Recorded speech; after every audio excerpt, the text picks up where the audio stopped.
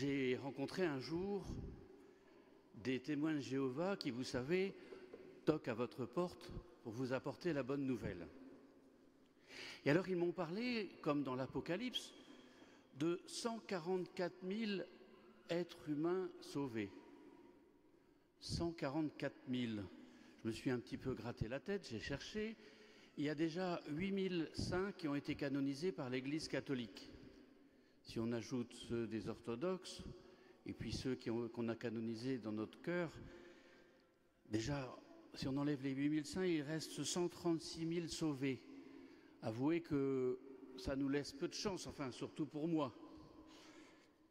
Imaginez par exemple un papa de 10 enfants et un incendie se déclare et on lui dit « tu dois choisir 1 ou 2 enfants pour les sauver ». Comment peut-on choisir? Comment peut-on faire un choix aussi horrible? Si donc, méchants comme nous sommes, nous ne saurions pas faire ce choix, méchants comme nous sommes, nous dit Matthieu dans son évangile, alors comment le bon Dieu saurait-il faire un choix pareil? Non, nous ne sommes pas nés pour la mort, mais nous sommes nés pour la résurrection. Celui qui vient à moi, je ne vais pas le jeter dehors, nous dit Jésus. Ouf! On a choisi le bon Dieu, le Dieu qui est bon et qui accueille tout le monde.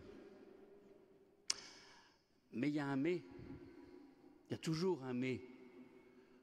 Celui qui vient à moi, dit Jésus. Alors il n'est pas question de nombre, de compter sur les doigts ou sur un boulier ou sur un ordinateur. Il est question de volonté, de la volonté d'aller vers lui. En préparant cette homélie, je me suis rappelé qu'on a eu le Covid, qu'on nous parle en ce moment de la grippe et de tas de maladies dont on cherche des vaccins. On a cherché les vaccins, on en a trouvé, on en cherche encore, des vaccins pour ne pas mourir. Et c'est tout à l'honneur des hommes et des chercheurs que de chercher à préserver la vie humaine sur Terre. Mais il existe un vaccin beaucoup plus fort et beaucoup plus efficace contre la mort. Il n'est même pas remboursé par la sécurité sociale tellement il est efficace. Allez, je vous le dis, mais vous ne le dites pas trop autour de vous. C'est de venir à Jésus, de lui donner tout, de lui appartenir. Alors cette semaine, dans les dossiers que je vais traiter dans mon travail, me suis-je rapproché de Dieu? Est-ce que je vais me rapprocher du Seigneur? Est-ce que je fais de mon travail une occasion de dialogue avec lui? Lundi, désolé les enfants, on est à J-1, lundi on reprend le collier, on retourne à l'école, et c'est pareil pour les enseignants. Est-ce que à l'école, je vais me rapprocher de Jésus? Dans les personnes que j'ai rencontrées ou que je vais rencontrer cette semaine, est-ce que je les implique pour venir vers Jésus? Est-ce que je les conduis vers la prière?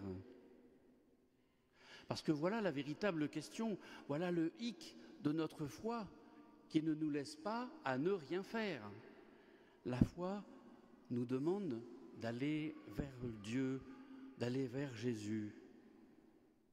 Mais est-ce qu'on peut vraiment aller vers Dieu, vers Jésus, en restant enfermé dans sa petite personne, dans son petit cocon, dans sa petite sécurité, à la maison, dans notre prière? Non, bien sûr. L'Église nous demande de sortir, d'être en sortie. Et si on y pense bien, la première sortie qu'on a eu à faire, c'est quand on est sorti du ventre de notre maman. Et puis ensuite, on est sorti de l'enfance. On est sorti de l'adolescence, enfin normalement. Et ainsi de suite, jusqu'à notre dernière sortie, la sortie de la vie sur Terre. Aujourd'hui, alors que nous prions pour nos frères qui ont vécu cette sortie du monde pour aller à la rencontre du ressuscité, nous ne pouvons pas oublier la sortie la plus importante et la plus difficile à faire. Sortir de soi-même, sortir de son manque de confiance, ou au contraire sortir de son orgueil pour aller vers les autres, pour aller vers Dieu. Et c'est seulement en sortant de nous-mêmes, en ouvrant la porte bien grand, que nous pouvons accueillir Dieu qui attend poliment qu'on lui ouvre la porte et qu'on aille vers lui. Est-ce que je sors de moi-même pour aller chaque jour vers le Seigneur? Est-ce que j'ai des sentiments, des gestes de bonté, des gestes fraternels envers le plus nécessiteux? Moi, je suis toujours frappé dans les maraudes, et en particulier les jeunes savent faire ça, ils savent s'asseoir à côté du SDF et ils lui parlent. Il ne s'agit pas seulement de sortir son portefeuille, il s'agit de le regarder dans les yeux, de lui parler. Je me souviens de Guy Gilbert qui était venu une fois à Saint-Jacques et qui nous a tous mis mal à l'aise en nous disant « La femme qui était dehors là, en train de mendier quand vous êtes arrivé pour la conférence, quelle est la couleur de ses yeux? Comment s'appelle-t-elle » Alors on a tous regardé nos chaussures parce qu'on était un petit peu gênés, mais il ne s'agit pas uniquement d'ouvrir son portefeuille, mais d'ouvrir son cœur envers ces gens-là, entre autres. Est-ce que quand je prends une décision importante, je me mets sous le regard de Dieu? C'est peut-être une des seules solutions pour vraiment aller vers lui. Saint Ignace suggère dans ses exercices spirituels qu'avant de prendre une décision importante, il faut s'imaginer sous le regard de Dieu à la fin des temps. Et moi j'ajouterais sous le regard de Dieu aujourd'hui, sous le regard de Dieu avant de prendre une décision.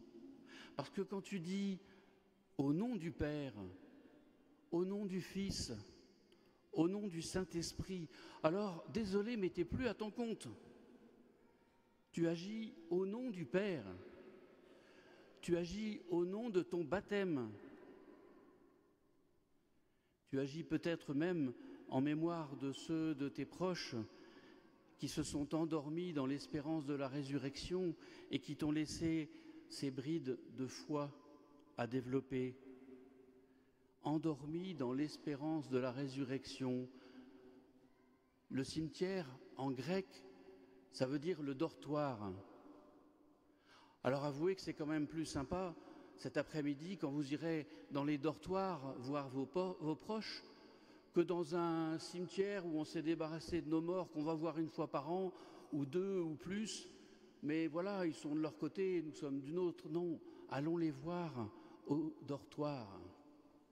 Eux qui attendent aussi la résurrection des morts. Je suis descendu du ciel pour faire non pas ma volonté, mais la volonté de celui qui m'a envoyé. Père, donne-nous la volonté et la force de faire nôtre cette parole de Jésus, pour que ta volonté soit respectée et qu'il ne perde aucun de ceux que tu lui as donnés. Amen.